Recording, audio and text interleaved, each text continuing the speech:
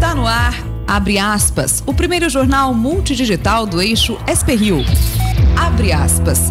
Apoio Sicredi. Gente que coopera, cresce. Terça-feira, 28 de janeiro, ao vivo pelos Facebooks da SP-Rio Mais e do Jornal Vale, está no ar o Abre Aspas, direto dos estúdios da SP-Rio Mais, no Jardim Aquários, em São José dos Campos, São Paulo. Você confere nesta edição: coronavírus faz bolsas despencarem. Rombo das contas externas chega a 50 bilhões de dólares.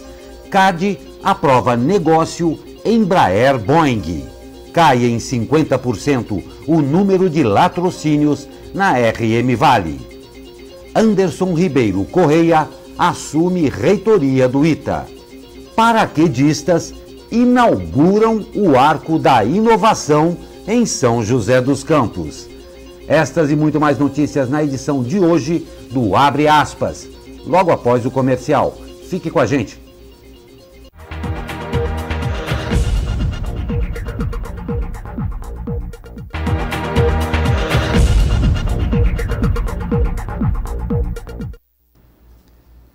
Olá, muito bom dia. Estamos de volta ao vivo com o Abre Aspas desta terça-feira. Comigo, o jornalista Zé Guilherme. Muito bom dia, Zé. Bom dia, Glauco Turzi. Vamos às notícias.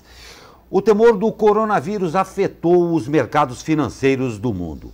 O receio envolve a diminuição do consumo e da produtividade na China, a segunda maior economia do planeta. Em comemoração ao Ano Novo Chinês, o pregão não funcionou na semana passada. Nesta segunda, o governo de Pequim determinou que a Bolsa de Valores do país permanecesse fechada por risco de disseminação da doença. O principal índice da Bolsa de Valores de Nova York fechou em queda de mais de 1,5%. A Bolsa Londrina caiu 2,29%. E o principal índice da Alemanha teve baixa de 2,74%. O pregão japonês acabou em baixa de 2,03%, a maior em 5 meses. No Brasil, o dólar atingiu o maior resultado desde 2 de dezembro e viu o Ibovespa despencar. Confira os comentários de Adriana Ricci na coluna Mais Economia. Bom dia, Adriana. Bom dia, Glauco. Bom dia a todos da SP-Rio Mais. Nesta terça-feira vamos de mais economia para vocês. O Ibovespa, principal índice da Bolsa de Valores de São Paulo, fechou ontem com queda de 3,3%. Foi a maior queda do índice em 10 meses. Rompeu a barreira dos 115 mil pontos, fechando em 114.481 mil pontos. E assim anulou os ganhos do ano. O grande vilão dessa história foi o coronavírus. Dados atualizados mostram que a doença já causou mais de 106 mortes e os casos de pessoas infectadas passam de 4.500. Na tarde de ontem, a OMS, Organização Mundial da Saúde, reclassificou o risco internacional da doença como elevado, após qualificá-lo na semana passada como moderado. Nesses dias, acompanhamos também um dólar disparado, ontem fechando a R$ 4,21. Adriana, e por que os mercados são tão afetados? Pela potência que a China representa para o mundo. Qualquer choque econômico nos motores industriais e de consumo da China se espalha rapidamente para outros países, através do aumento das ligações comerciais e financeiras associadas à globalização. E a grande pergunta é hora de comprar ou vender ações? Os analistas de mercado se dividem entre otimistas e pessimistas. Uma parte acredita que momentos de tensão como esse, assim como quando vemos ataques terroristas, guerras localizadas, são sempre excelentes oportunidades de ir às compras. Já do outro lado, os mais cautelosos, nem chamamos de pessimistas, mas mais cautelosos, destacam que ainda não é possível mapear e entender ao certo a extensão do impacto econômico que o coronavírus pode gerar. O fato é que vivemos um momento em que o investidor precisa ter muito claro duas palavras-chave: incerteza e cautela. Os mercados não temem as crises, as quedas. Os mercados temem mesmo os momentos de incerteza. Quanto ainda esse vírus pode se alastrar? Quanto tempo essa situação levará para se estabilizar? São perguntas às quais ninguém ainda tem a resposta. E por isso é hora de cautela. O investidor que está exposto em bolsa tem que relembrar qual foi o motivo que o fez tomar essa decisão. Se foi longo prazo, é hora de respirar e manter a cabeça no lugar. Agora, se foi mais especulação, aí é bom ficar ciente de que a curva de risco de curto prazo aumentou muito. E o investidor que está pensando em entrar, procure profissionais qualificados neste momento para te ajudar a tomar as melhores decisões. Para uns crise, para outros pode sim ser momento de oportunidade. O dia de hoje parece que virá com um certo alívio. As bolsas americanas já apontam uma abertura positiva, as bolsas europeias operam em alta, mas na Ásia as bolsas continuaram fechando em queda. Por aqui o destaque fica também por conta da reunião do Copom da próxima semana, com a precificação de quase 72% dos analistas em mais uma queda nos nossos juros de 0,25%. Seguimos aqui com cautela e acompanhando todos os detalhes de todo esse cenário. Um grande abraço para todos e até o próximo Boletim Mais Economia. Tchau, tchau! Adriana, muito obrigado. Um abraço a você também. Ótima terça-feira. Nossa querida Adriana Hitch, na coluna Mais Economia. Pois é, Pequim, a capital chinesa, registrou a primeira morte causada por coronavírus. Segundo a rede estatal CCTV, a vítima é um morador de 50 anos diagnosticado com a doença na última quarta-feira após a viagem para Wuhan, cidade epicentro da doença. Com o novo registro, sobe para 106 o número de mortes. Segundo a agência de notícias France Press, já há mais de 4.500 infectados. O governo chinês afirmou que a capacidade de transmissão do vírus está se fortalecendo e reforçou ações de contenção para evitar a propagação da doença. A Organização Mundial de Saúde admitiu ontem que errou em sua avaliação sobre a ameaça do coronavírus e passou a considerar como elevado o risco internacional da contaminação pela doença. De acordo com a agência de notícias Reuters, um grupo de cientistas do Instituto Nacional de Saúde dos Estados Unidos deverá testar vacinas contra o coronavírus em humanos em até 3 meses. No Brasil, uma jovem de 22 anos foi internada com suspeita de contaminação pelo coronavírus em Belo Horizonte. Segundo a Secretaria de Saúde de Minas Gerais, ela desembarcou na capital mineira na última sexta-feira com problemas respiratórios e febre. A jovem esteve em Wuhan. Este é o segundo caso suspeito em menos de uma semana na capital mineira. Na semana passada, uma mulher de 35 anos também chegou de viagem da China e foi internada. No entanto, o Ministério da Saúde descartou a suspeita. Zé Guilherme, o mundo parece meio em suspense com isso e preocupado porque é sério, né? Sim, imagina a população chinesa, né, dessas grandes cidades aí, todos estão sujeitos... Vulneráveis a isso daí. E essa chegada a Pequim acaba preocupando muito mais, dada a dimensão de Pequim, né? Pois é. Pois é. É interessante porque a Wuhan é uma cidade tecnológica, né? Exatamente. O polo dos carros elétricos e é afetado por um vírus.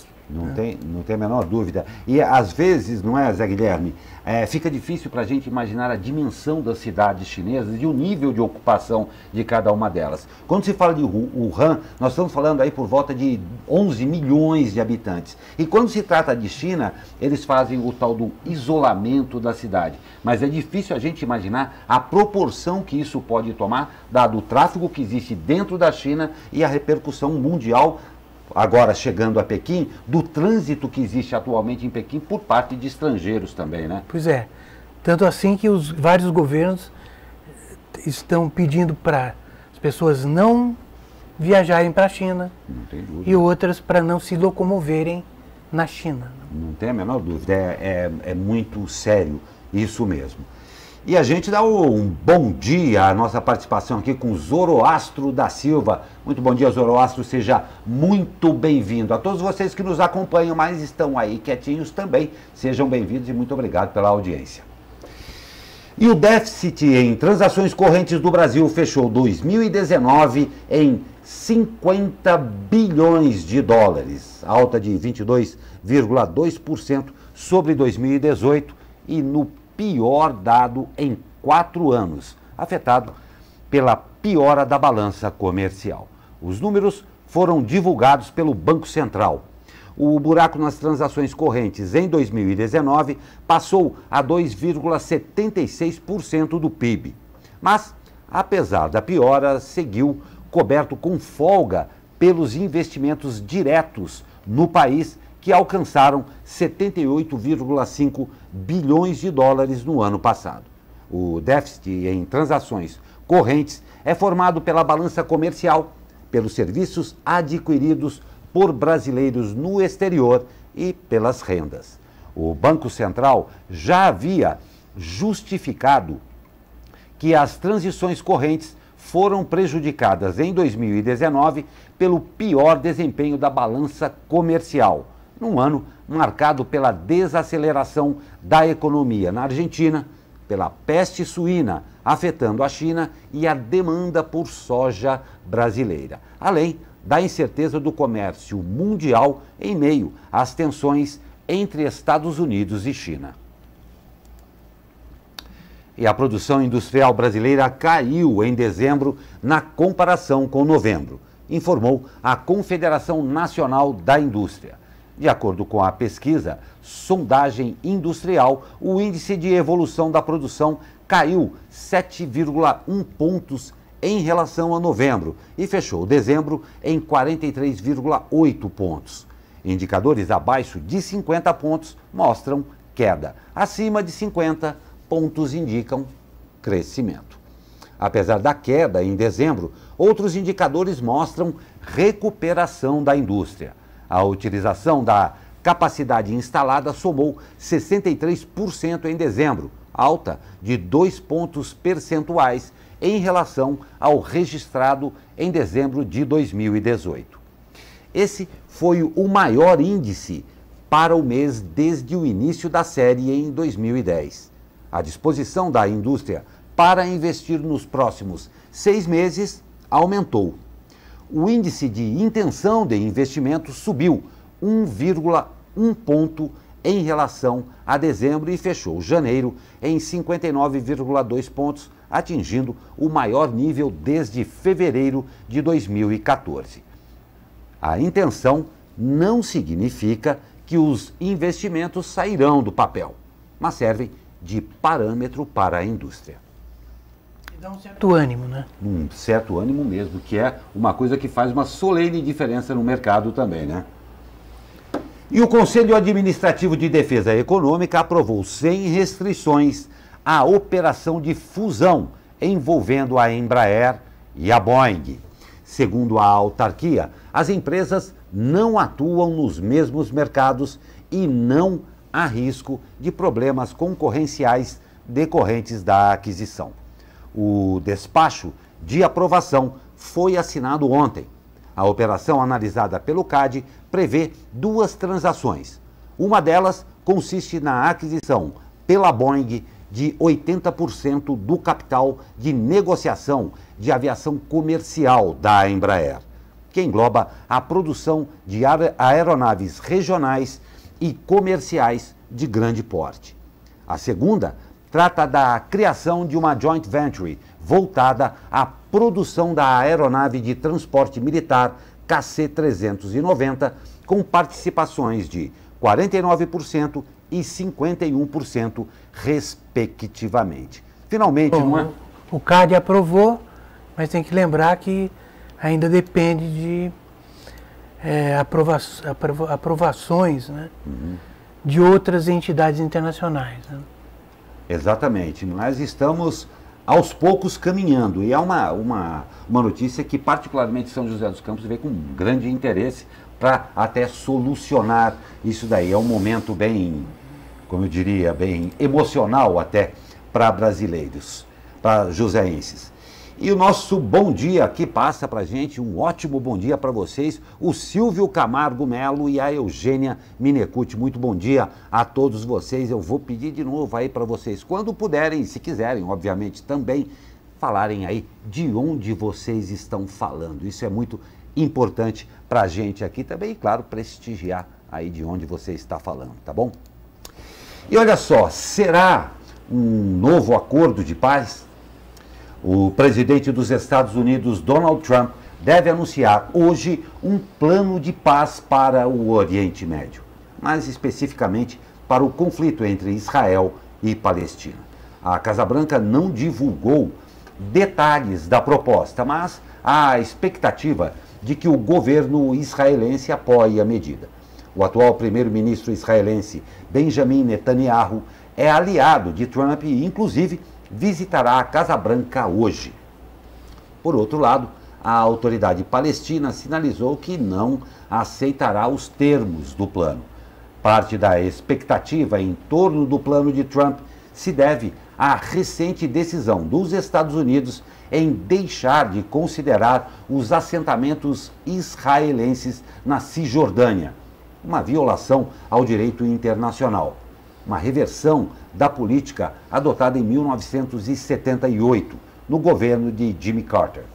Além disso, não será a primeira vez que os Estados Unidos encabeçam planos para pôr fim ao conflito entre Israel e Palestina. Outros presidentes norte-americanos tentaram chegar a um acordo entre os dois lados, ou ao menos apaziguar os ânimos.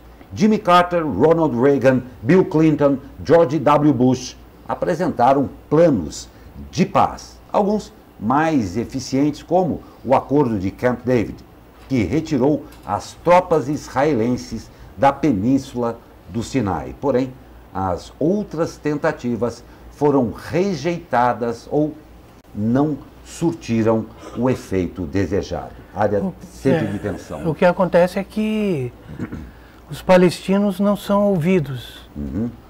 Então, se elabora um plano dessa dimensão e os palestinos ficam de lado.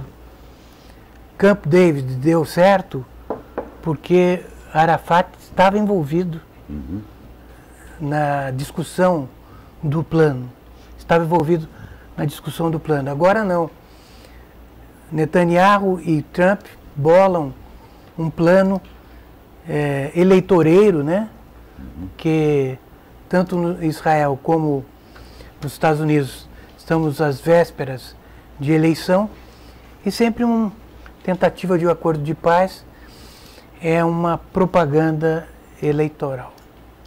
Não tem a menor dúvida, e é uma situação em que sempre o mundo todo acompanha de respiração presa, dada a volatilidade que existe naquela área, naquela região. E claro, sem falar em todas as pessoas, israelenses e palestinos, que não tem nada a ver com a coisa, envolvidos numa situação que acaba sempre e mais ficando tensa. Pois é, eu agradeço ao Silvio Camargo de Melo aqui, que ele passou pra gente que estou falando do Aquarius 2, praticamente vizinhos aqui. Então, meu caro Silvio Camargo, mais uma vez, muito obrigado pela sua audiência e sinta-se à vontade para dar a sua opinião, tá? Nós vamos para um rápido intervalo, mas eu já vou convidá-los para logo mais, no terceiro bloco, uma entrevista muito interessante com Thelma Santos, CEO da Raiz Latina. A gente vai falar sobre empreendedorismo e a festa de aniversário neste 2020 também da Raiz Latina. Entrevista que, claro, você pode participar ao vivo. Rápido intervalo e a gente já volta. Fique com a gente.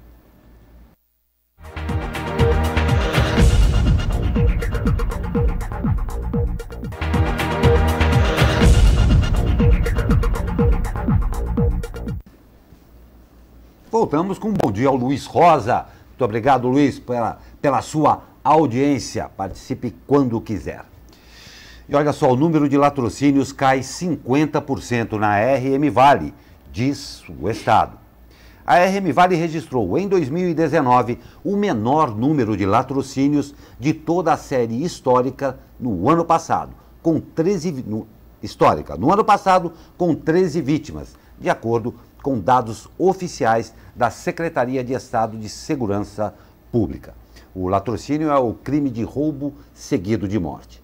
A redução foi de 50% no número de casos na comparação com 2018, que terminou o ano com 26 vítimas, o dobro de 2019. No estado, os crimes de latrocínio recuaram 28,4%, com 199 vítimas contra 278 em 2018. São José dos Campos foi a principal responsável pela queda dos latrocínios na região. A cidade passou de 11 vítimas em 2018 para 2 no ano passado, retração de 81,8%. Outras 9 cidades, como Pindamonhangaba, São Sebastião e Ubatuba, reduziram de 1 a 2 latrocínios em 2018 para nenhum no ano passado. Caraguatatuba registrou o aumento de 2 para 3 casos. Nas demais 22 cidades da região, entre elas Jacareí, Campos do Jordão e Guaratinguetá, não houve latrocínios em nenhum dos 2 anos.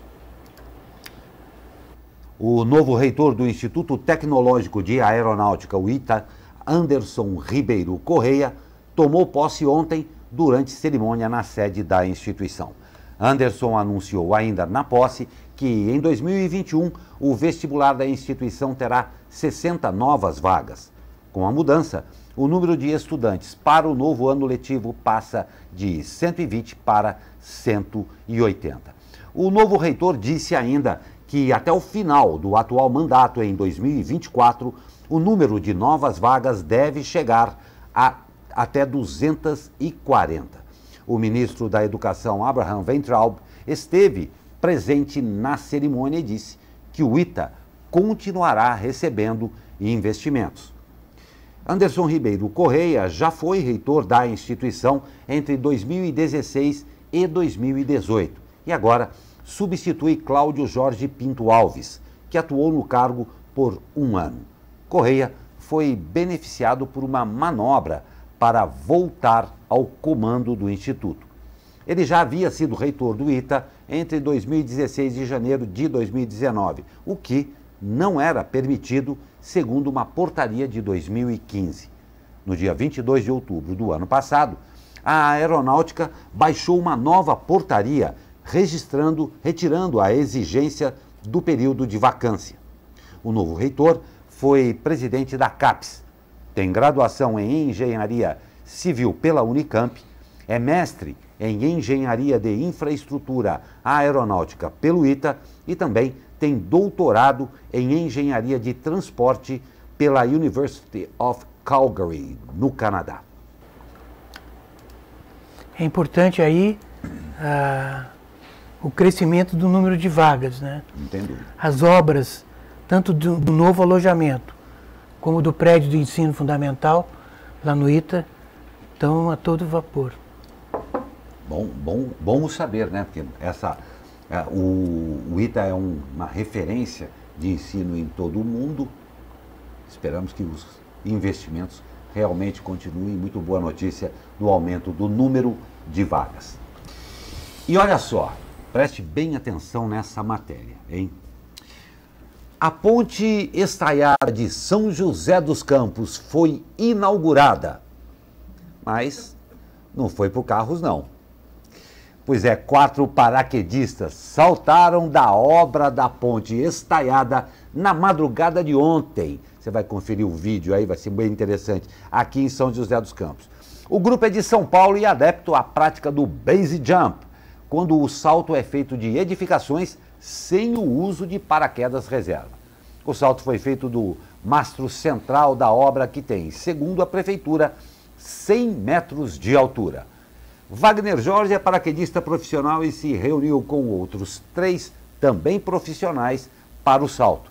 Ele conta que, depois de escolherem a obra, passaram 3 semanas estudando a movimentação do trânsito e vento na região para assaltar.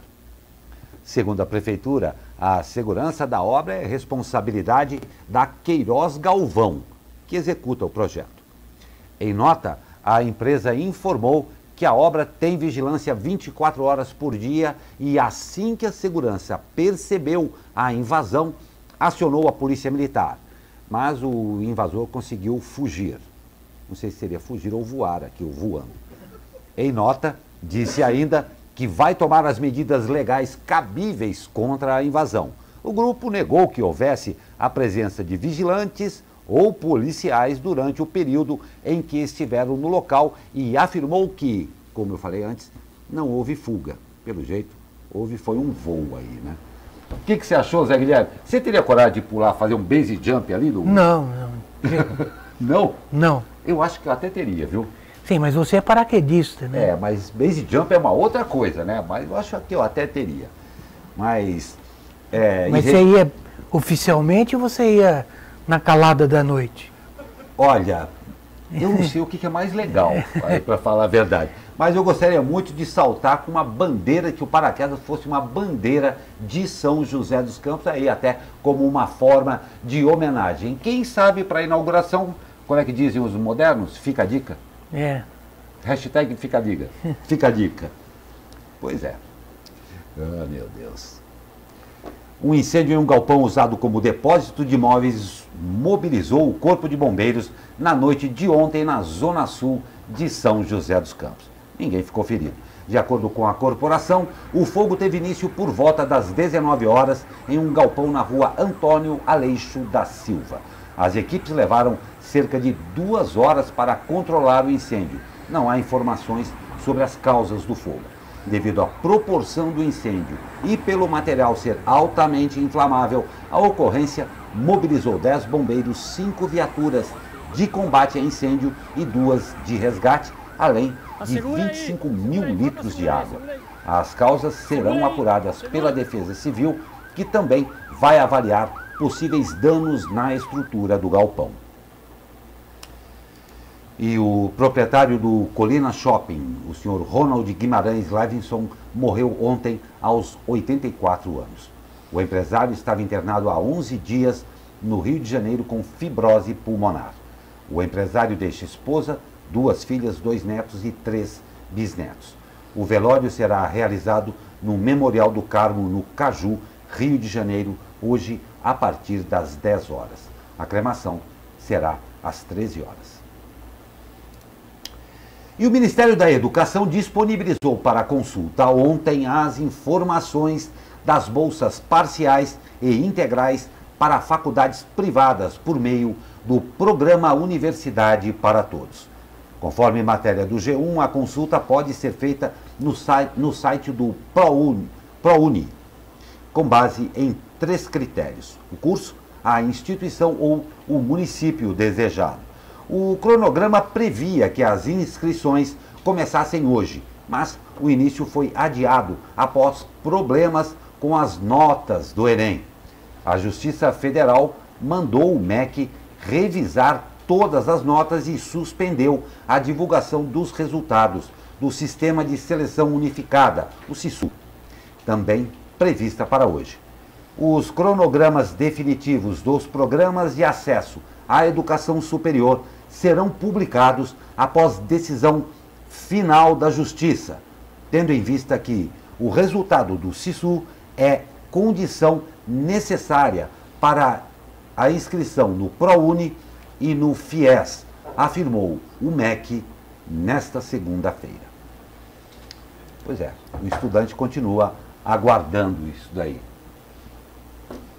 E não houve problema, né? Até agora nada foi decretado que não houve problemas. Tudo normal. Pois é. Vamos para um rápido intervalo. Na volta tem Tempo com Caio Souza. Uma segunda-feira com um calor senegalês, apesar do céu de brigadeiro e um dia maravilhoso. Terça-feira promete ir pelo mesmo caminho aqui, mas vamos saber com Caio Souza como é que fica o tempo para essa semana. E claro, já o convido, já em nossos estúdios, Thelma Santos, CEO da Raiz Latina, que esse ano já aí comemora 20 anos. 2020, 20 anos. Até vou perguntar isso para ela. E a gente vai falar também sobre empreendedorismo. Fica aqui o convite, rápido intervalo. A gente já volta ao vivo. Até já.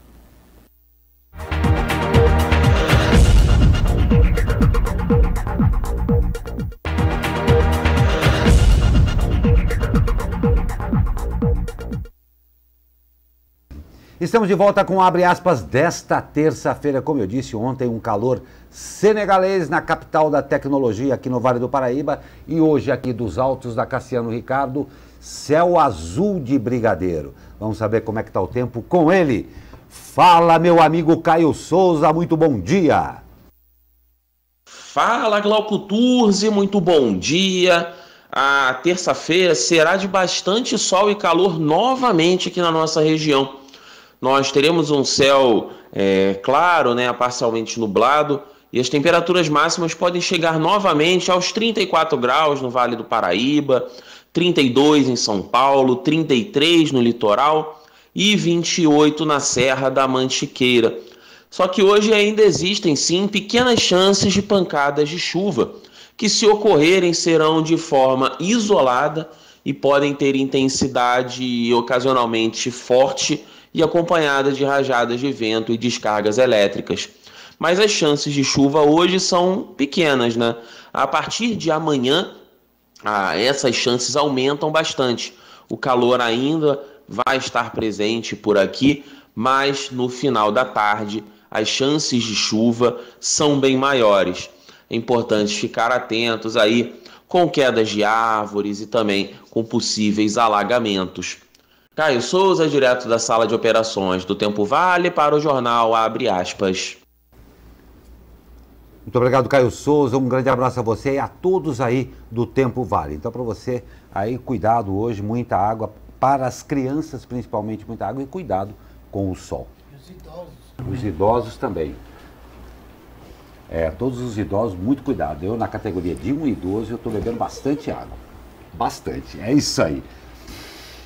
E olha só, São José dos Campos recebe oficialmente, nesta quarta-feira, o título de Capital da Cultura de 2020 do Estado de São Paulo.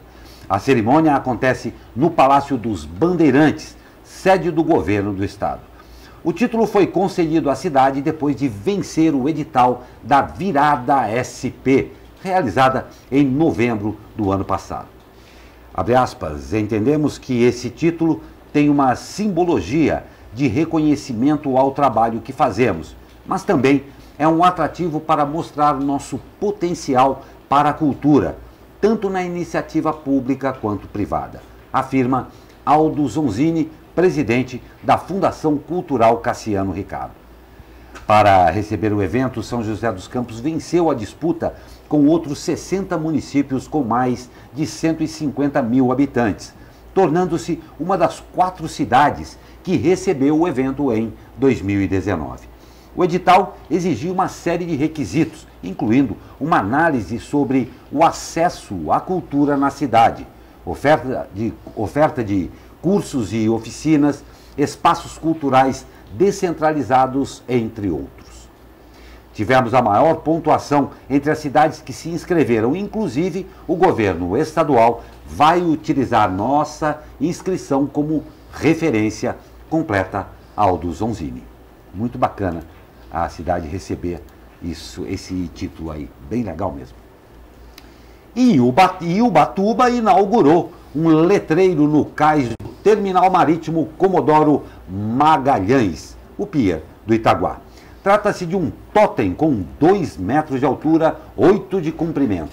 O lugar, frequentado por moradores e turistas, é o mais novo cartão postal da cidade. Parabéns, ficou bem bonito aí, você está vendo a fotografia. E aproveitando a notícia do litoral norte, Caraguatatuba os empresários do setor hoteleiro de Caraguatatuba estão comemorando esse início de temporada com ocupação de 96%.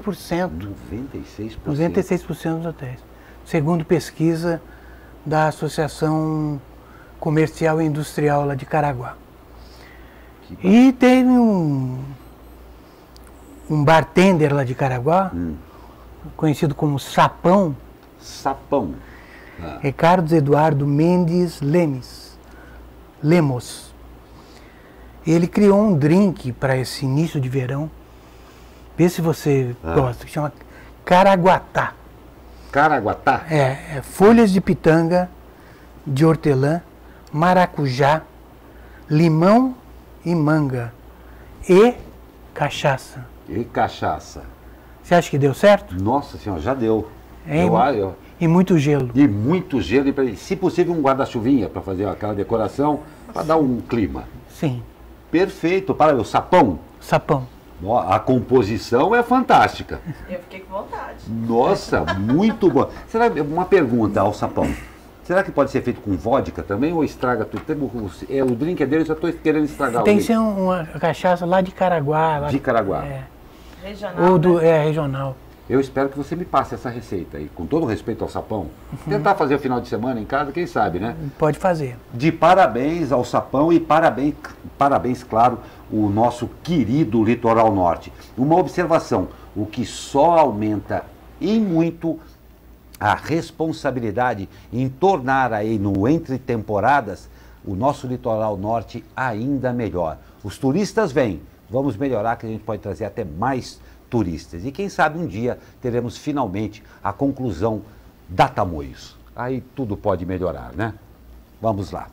Pois é, como eu disse a vocês aqui no começo e durante a nossa edição de hoje, em nossa bancada hoje, Thelma Santos, CEO da Raiz Latina, que eu, como disse, aqui completa 20 anos agora em 2020. Raiz Latina, uma empresa de São José dos Campos, do ramo aí de cosméticos, principalmente de cabelo, né? Você vai explicar, que agora, a partir dos seus 20 anos, quase maioridade absoluta, pretende alçar novos voos. Como é que vai ser isso e qual é, aí, Thelma, a importância do empreendedorismo na nossa região? Olá, seja muito bem-vinda. Muito obrigada, Glauco. Obrigada, Zé Guilherme, pela receptiva. E estou muito feliz, porque 20 anos não é 20 dias, né? Tem muita história aí, muita gente boa no meio do caminho. A gente conhece muita gente, Vale do Paraíba inteiro, visitando. Foi difícil chegar até agora? As pessoas acham fácil, né? Tudo na vida. Quando a gente... eu dou sempre essa dica para qualquer um. A gente tem que começar a ser empreendedor? Sim. Se a gente tem um produto, vendendo outro, a gente já vendeu 100%. A gente tem 2, vendeu 4, a gente vendeu 100%. Mas depois que você chega uma cadeia de trabalho, você manter esse trabalho, essa rotina, que a gente quer só crescer, manter é mais complicado. Você começou com quantas pessoas e hoje está com quantos? Eu e meu marido, e aí a gente trouxe os parentes, depois os vendedores dos vendedores trouxeram seus parentes, é bem familiar. E hoje a Raiz Latina emprega quantas pessoas? Dentro da empresa a gente tem aproximadamente 20 pessoas, direto, todos os dias. Mas nós temos 5 indústrias trabalhando hoje para a empresa, que são todas em São Paulo. E nós estamos trazendo a indústria para cá justamente para minimizar vários outros processos e manter esse processo em mãos. Porque a gente trabalha fazendo todo esse processo na mão de terceiro. O que é isso? Só explicando para quem não conhece, é a mesma coisa você ter uma formulação de um pão, de um bolo. Você compra todos os ingredientes, fala a fase de cada produto e ele só vai lá e bate. Faz a receita. Né? Exato. E aí segue a receita, porque esse é um processo fabril. Então, mesmo à distância, chama de terceirização. E esse é o nosso processo que a gente está lidando também na indústria que estamos construindo agora. Terceirizar para outros. Ah, tá. Mas a nova fábrica é de vocês mesmo. É nossa, onde a gente está hoje e vamos começar terceirizando também. Mas o objetivo principal de estar fazendo isso, dessa mudança, foi porque na nossa viagem a Bolonha ano passado, que era a feira de cosmética lá na Itália, que é a maior do mundo, né? Começamos a enxergar que tinha muito produto nacional brasileiro na mão de terceiro. Amazonas, produtos e ativos brasileiros. Então, e nós com estandes enormes do Brasil. Imagina que lá tem 32 pavimentos. Uau. Só. Um deles era o nosso brasileiro, que foi fantástico. A gente foi com a feira Beauty Fair e a gente aproveitou para conhecer bastante o mercado italiano. E o que isso representou? A gente também teve todas as ações de fiscalização de ter a exportação. A exportação, para quem não conhece também, parece fácil quando a gente vê, vamos vender um produto nacional para qualquer lugar do mundo, mas não é simples assim. As pessoas precisam entender que para ter essa venda, a gente está vendendo um produto brasileiro. Então a qualidade, o processo, a certificação tem que ser muito questionável. Então tem que mostrar todas as informações. E aí parece simples, quando a gente erra lá fora, uma empresa erra, a sensação que todos os brasileiros erraram. E isso é tão chato. E aí eu falava assim, não, eu não posso errar, porque eu represento meu país. Então, para fazer certo, prefiro ter o controle em mãos. Por isso que a gente resolveu fazer a indústria aqui em São José dos Campos. Mas é muito bacana você entender o processo. Eu venho estudando 4 anos para fazer exportação. Imagina. Já fiz vários parceiros, já criei várias circunstâncias. Mas não é simples a gente começar a exportar. O que você quer exportar? Toda a minha linha de cosmética que eu tenho hoje. Qual que é a linha? São linhas capilares que a gente tem hoje de tratamento, que tem ativos brasileiros. Nosso nome já é brasileiro, já é bem cotado lá fora, por ser um nome que não tem nada em inglês. Com os ativos nacionais, inclusive um dos ativos que a gente se orgulha é a folha de mandioca, que todo mundo conhece. E uma das coisas que a gente também construiu nos anos agora, que a gente fez um reflorestamento em Silveiras, e lá plantamos uma árvore, né, chamada Guanandi, que é representada pela madeira, né, brasileira, nobre, que é usada nos aviões da Embraer. Vamos reflorestar. Então nós buscamos um lugar e lá encontramos. Só que é difícil você plantar. Aí dá bactérias, depois dá praga, depois vem o vento, depois vem o frio, e tudo isso prejudica. Mas já estamos há 10 anos. E começou a dar umas sementinhas lindas, maravilhosas, e uma quantidade. E descobrimos que dessa sementinha é produzido o tamanu. O tamanu é um produto que lá na Polinésia Francesa se usa para cicatrização, se usa para quem está na praia, para proteção solar, para hidratação de fios capilares. Caraca, nós temos um produto, Deus nos agraciou de dar um produto incrível. E aí começamos a produzir uma linha de produtos com essa semente. Com essa semente. Então assim, eu digo, a gente acorda cedo, faz o processo que tem para fazer e a gente recebe as gratificações aí, que não só em dinheiro, mas em contribuição, né, da natureza. Eu acho isso bacana. Exatamente, Thelma, eu vou pegar uma carona aqui com o que você começou falando a respeito disso. Você é uma empreendedora aí com uma empresa já há 20 anos. Tem um velho ditado que diz, quem vê pronto não sabe o trabalho que deu para fazer. Como é que você vê hoje o mercado, a proposição do mercado com relação a esse jovem empreendedor, essas pessoas que têm talvez a mesma fibra que você tem, essa mesma alegria, estão aí se inserindo no mercado? Que conselho você daria para ele? Além, claro, de levantar cedo e trabalhe, mas em termos estruturais, como é que você vê? Primeiro, em termos estruturais do Brasil, e em segundo, o que eu devo estar preocupado para chegar nesse novo mercado, como empreendedor? Então, gerando referência, né? Em 2000 a gente não tinha muitos sites, não tinha muita internet, a gente era pau a pau, pedra a pedra ali, capocando. Só há 20 anos atrás, né? Só 20 anos atrás era esse o nosso questionamento. Depois da evolução, porque nós sempre educamos, é uma coisa que dentro do princípio da raiz latina tem educação. Nós sempre educamos para ser melhor sempre, em todos os quesitos, categorias e etc e tal. E, com isso, veio a educação da cadeia, que é os distribuidores, os vendedores, os cabeleireiros, os consumidores. Por quê? Porque ninguém sabe usar nada. E ninguém sabia comprar nada. Do meu lado de cosmética capilar, eu vendia na rua os produtos de cosmética, mas eu enxergava as prateleiras cheias de produto. E como escolher? É difícil.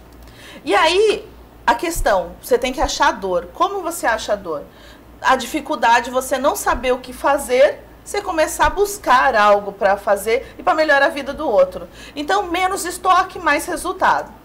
No lado financeiro, as pessoas não sabiam controlar financeiramente os seus gastos. Então, a vida jurídica e a física era igual. Para o empreendedor, é assalariado. Ninguém pode ser só pensar na lucratividade da empresa. Não pode misturar também. Nunca. Só no final do ano, sempre você agradece e fala o que deu de lucratividade. Que é isso que é o objetivo de uma indústria, né? Para você até depois fazer as implantações, o crescimento e tudo isso. E sempre na educação. Como educar um cabeleireiro, como educar um vendedor, como melhorar a vida, porque a gente melhorando a vida do outro, melhora a vida da gente. É uma corrente, eu falo. Às vezes, no meio do caminho, eu falava, por que a gente está bem hoje e o vendedor lá embaixo, o cabeleireiro está reclamando? Eu não entendia por quê. Porque era circunstância, o mercado estava ruim de verdade. Mas como a gente estava na cadeia final, a gente não sentia tanto. Quando chegava em nós, já começava a melhorar no final do nosso trabalho também, que era com os nossos clientes.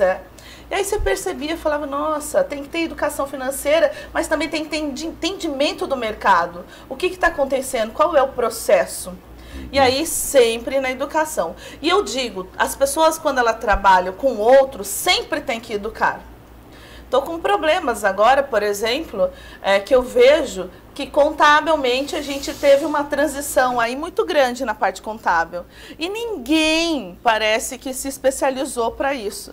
E aí leva no susto. A gente sempre foi uma empresa, nos últimos 5, 6 anos, só financeiro, para não ter problema. Mas uma vez que você começa a pensar no comercial e na venda mais efetiva, você começa a ver que você falhou uma vírgula, você já tem um problema fiscal. Não tem dúvida. Então, você tem que ter o parceiro contábil, você tem que ter o parceiro de marketing. Todas as pessoas que estão envolvidas, sempre eu falo assim para os meus parceiros. E quem me conhece, quero mandar um beijo a todos eles que são parceiros de grandes momentos nesses 20 anos. Que é uma continuidade, eu sempre falo assim, quem está trabalhando com a raiz latina é raiz latina. Porque a gente não pode falar que ele não está fazendo parte naquele momento. Agora eu tenho a Renata faz parte da raiz latina. Quantas outras pessoas fazem parte e a gente não vê durante o processo? Eu trabalhei no final do ano com pedreiros. E aí, né, tem um conjunto de pessoas trabalhando. A organização, o planejamento, não existe nesse mercado. E aí você vê aquele castelo maravilhoso, lá vem o comandante Fernando falando sobre o que ele fez para construir o castelo, a educação, o treinamento, mostrou como que faz o modelo. Então, para você fazer algo que você deseja, você tem que estudar. Você tem que pôr a pessoa para estudar. Eu concordo muito com você, e até dentro da minha experiência aqui também, uma coisa eu ressalto aí dentro do que você falou. Solução de continuidade, em primeiro ponto. Sempre. Solução de evolução tem uma marca que você, acredito, você deu com todos os seus exemplos, excelência.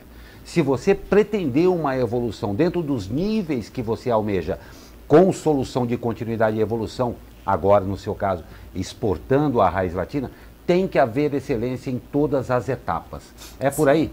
É por aí. E digo mais, por exemplo, nós somos... Desculpa, eu vou só agregar que nós temos uma participação aqui. A Paula Cristina, de Guararema, perguntou aqui onde que eu encontro raiz latina, porque eu já ouvi falar e eu não sei onde é que eu encontro. Muito obrigado, Paula Cristina, pela sua pergunta aí. Desculpa eu te interromper, mas está passado o recado aqui.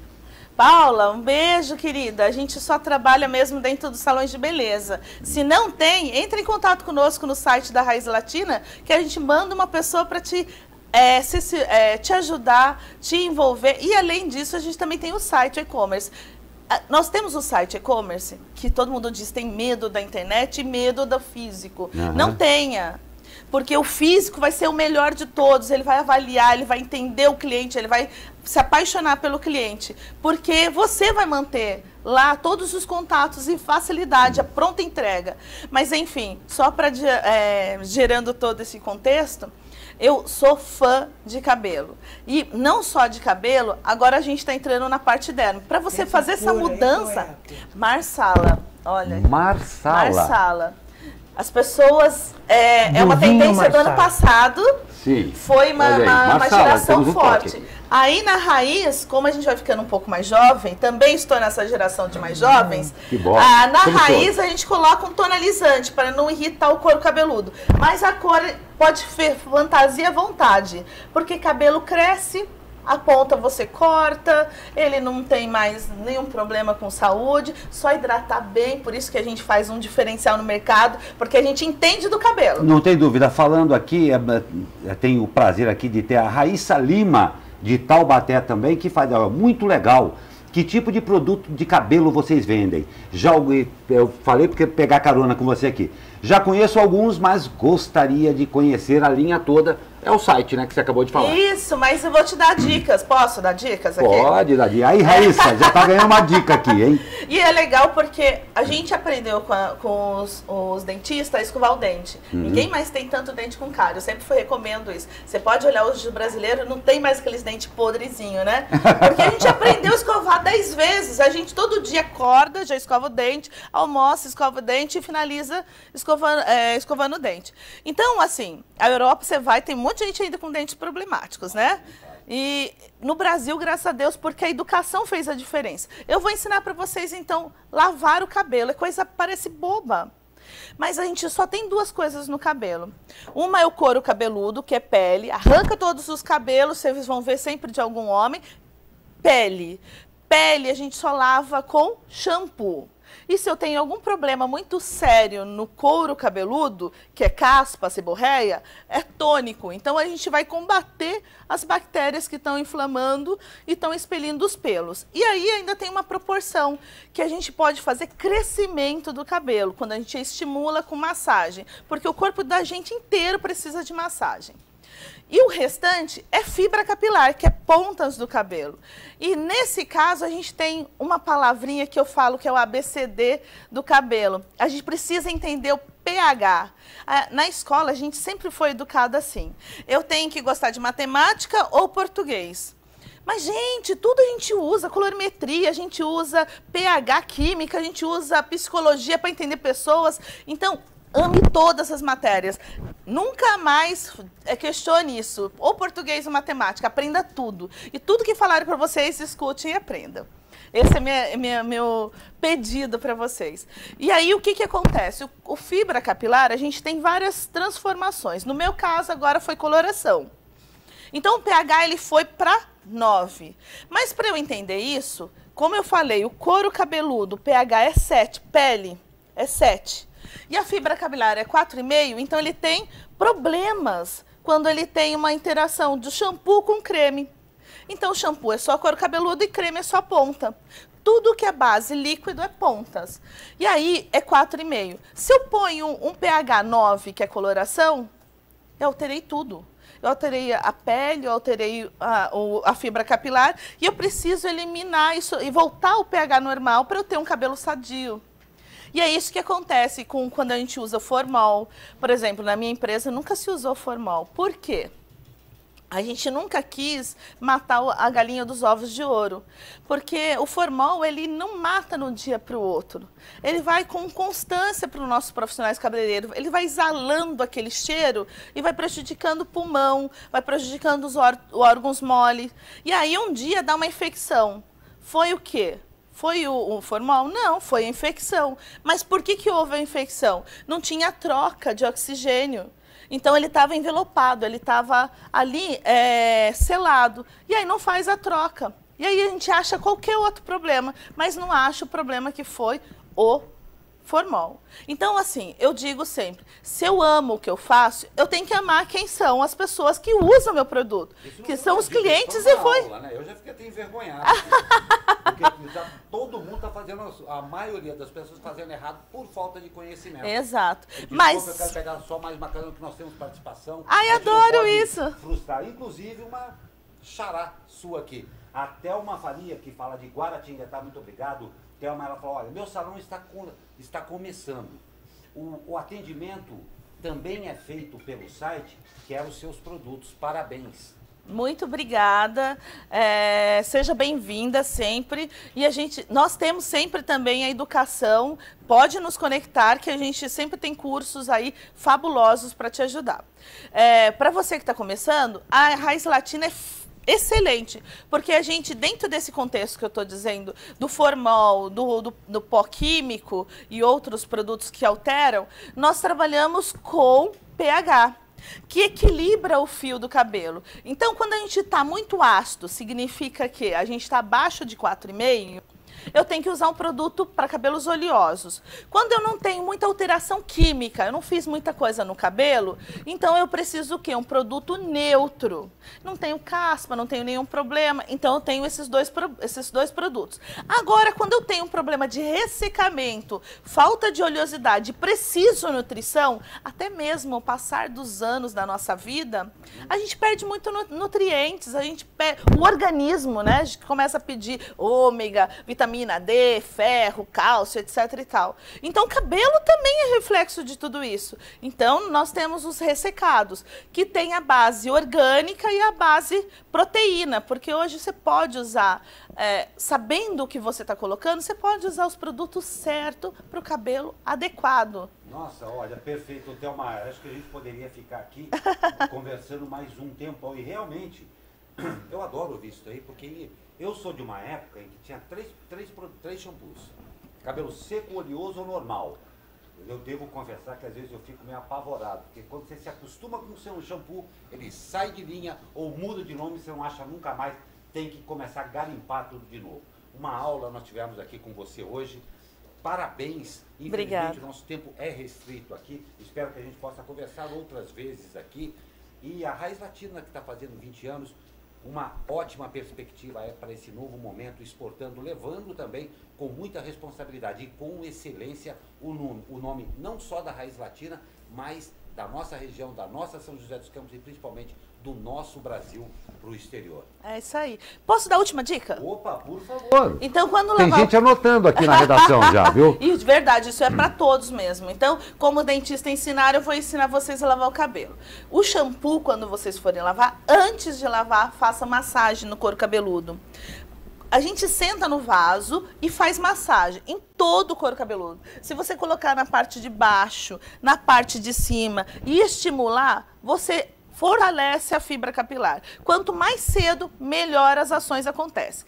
Lava o cabelo, entrou no chuveiro, passa água. O primeiro detergente nosso é água. E se for água quente, elimina a gordura. Água fria, o que vai acontecer? Elimina, dá aquele brilho incrível. Mas, para passar o shampoo, passa na mão primeiro, massageia bem e não passa na parte de cima do cabelo, sim na parte de baixo, porque tudo vai na parte de cima. Eu passo a mão com calor, toda hora eu tô passando a mão no cabelo, o sol, a água vai cair, a primeira coisa que vai cair na parte de cima. Então, o primeiro lugar que eu tenho que lavar, a parte de baixo, esfrega, esfrega, mão direita, lava o lado esquerdo, mão esquerda, lava o lado direito. Lavou bem, você vai ver que não vai precisar até passar 2 vezes o shampoo.